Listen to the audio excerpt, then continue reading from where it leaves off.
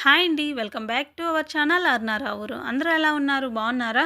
ఈరోజు వీడియోలో అయితే శ్రీ సత్యనారాయణ స్వామి ప్రసాదం అయితే తయారు చేయబోతున్నాము.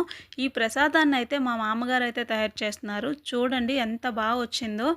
చాలా బాగా చేస్తారు. మా వీధిలో ఎవరైనా ఈ సత్యనారాయణ స్వామి వ్రతం చేసినా ప్రసాదాన్ని చేయడానికైతే తీసుకెళ్తుంటారు మా మామగారిని. అంత బాగా చేస్తారు. ఇప్పుడైతే మీకు కొలతలతో చూపిస్తాము. ఈ కొలతలతో చేసుకున్నట్టయితే ప్రసాదం చాలా బాగా వస్తుంది. ఒకసారి అయితే ట్రై చేసి చూడండి. వీడియో అయితే ఎక్కడ స్కిప్ చేయకుండా చూడండి, అర్థమవుతుంది. ఇంకా వీడియో నచ్చితే లైక్ చేయండి, షేర్ చేయండి. ప్రసాదం ఎలా ఉందనేది కామెంట్ కూడా చేయండి. ఇప్పుడైతే ప్రాసెస్ చూద్దాము.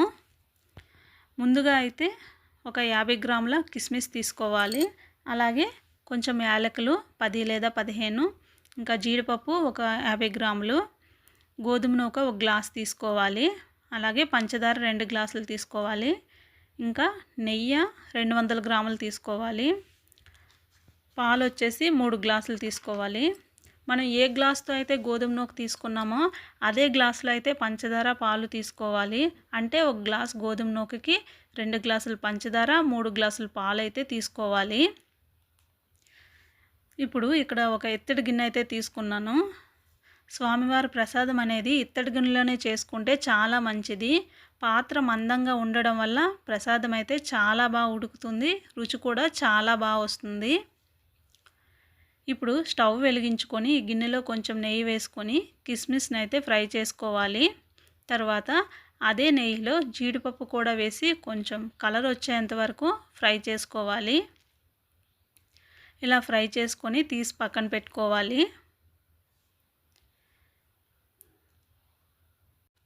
ఇప్పుడు ఆ గిన్నెలో మనం తీసుకున్న గోధుమ నూకను వేసి వేయించుకోవాలి. ఈ ప్రసాదం రుచి అనేది ఆ నెయ్యిలో ఈ నూకను ఎంత బాగా వేయించుకున్నాం అనేదే ఇంపార్టెంట్. అంత బాగా మనం నూకనైతే ఫ్రై చేసుకోవాలి. చిన్న మంట మీదే కలుపుతూ దోరగా అయితే వేయించుకోవాలి. ఇలా వేయిస్తున్నప్పుడు చక్కని కమ్మని వాసన అయితే వస్తుంటుంది. నూక కూడా విడివిడిలాడుతుంటుంది. కొంచెం బ్రౌన్ కలర్ వచ్చేంత వరకు కూడా వేయించుకోవాలి. చూడండి, ఈ కలర్ వచ్చేంత వరకు కూడా మనం వేయించుకోవాలి నూకని. ఇలా వేయించుకున్న నూకని ఒక ప్లేట్లోకి అయితే తీసుకోవాలి. మనం తీసుకున్న పంచదారలో వేడివేడిగా ఉన్నప్పుడే ఈ నూకను వేసి కలుపుకోవాలి. చూడండి, ఇలా అయితే కలుపుకోవాలి అంతా.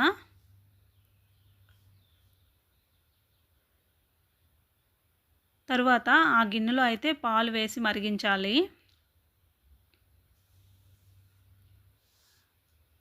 పాలు మరిగేటప్పుడు ఒక 3 స్పూన్ల నెయ్యి యాడ్ చేసుకోవాలి. నెయ్యిని మధ్య మధ్యలో యాడ్ చేసుకుంటూ ఉండాలి. పాలునైతే ఇలా బాగా మరిగించాలి.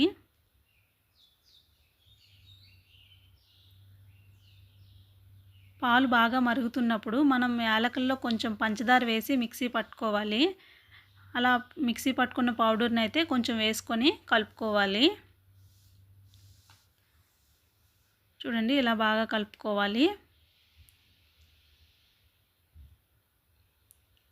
తరువాత మనం కలిపి పెట్టుకున్నాం కదా గోధుమ నూక, పంచదారని అయితే ఈ మరుగుతున్న పాలల్లో అయితే వేసుకోవాలి.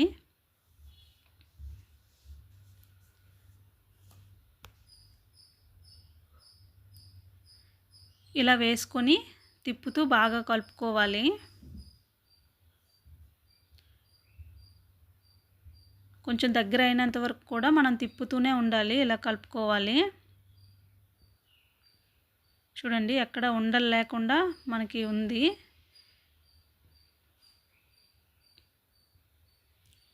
తరువాత వేయించి ఉంచిన జీడిపప్పు, కిస్మిస్ని వేసి కలుపుకోవాలి.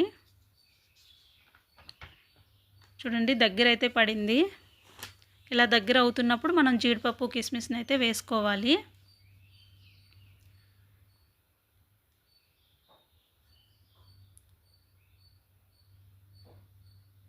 నెయ్యిని కొంచెం కొంచెం వేసుకుంటూ బాగా కలుపుకోవాలి.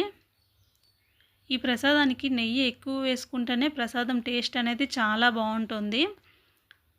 మనం ఎప్పుడైనా సత్యనారాయణ స్వామి వ్రతం చేసినా, ఇంకా ఏకాదశులకు కానీ ఇంట్లో ఎప్పుడైనా ప్రసాదం చేయాలనుకున్నప్పుడు చాలా ఈజీగా ఇంట్లోనే ఈ ప్రసాదాన్ని అయితే తయారు చేసుకోవచ్చు.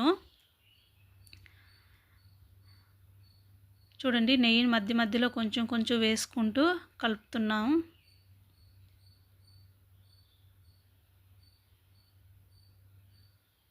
చూడండి, మనకు ప్రసాదం అయితే రెడీ అయిపోయింది.